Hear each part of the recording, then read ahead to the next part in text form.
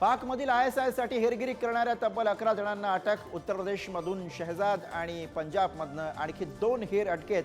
ISI ला गोपनीय माहिती पुरवल्याचा सुप्रीत आणि करणबीर यांच्यावर आरोप.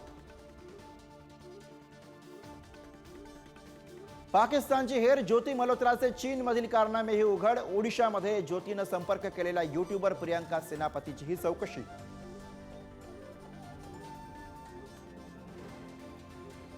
अमृतसरच्या सुवर्ण मंदिराला लक्ष्य करण्याचा पाकिस्तानचा कट.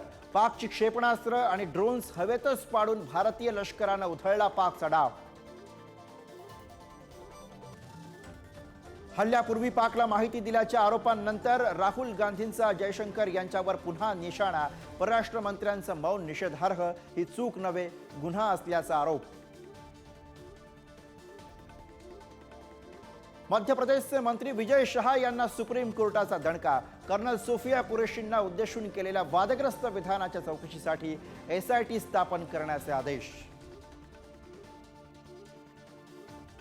इंडिया आघाडीच्या सदस्यांनी या वऱ्हाडावरती बहिष्कार टाकावा. परदेश दौऱ्यावरील सर्वपक्षीय शिष्टमंडळावरून संजय राऊत यांची टीका. तर सरकारनं केलेल्या गुन्ह्यांची तुम्ही वकिली करायला जाताय. संजय राऊतांच्या टीकेला शरद पवारांचा टोला.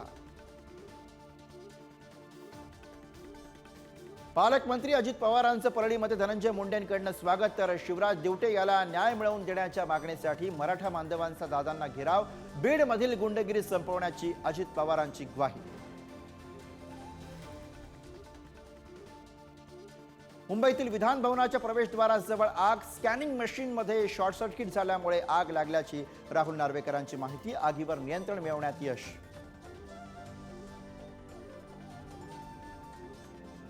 कृषी मंत्री माणिकराव कोकाटेंची बियाणं आणि खत कंपन्यांना तंबी. शेतकऱ्यांची फसवणूक केल्यास फौजदारी गुन्हा दाखल करण्याचा इशारा. दुकानांची तपासणी सुद्धा केली जाणार.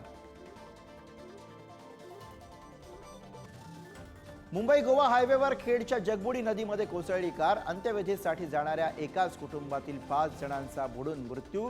कारवरील नियंत्रण सुटून अपघात झाल्याची माहिती.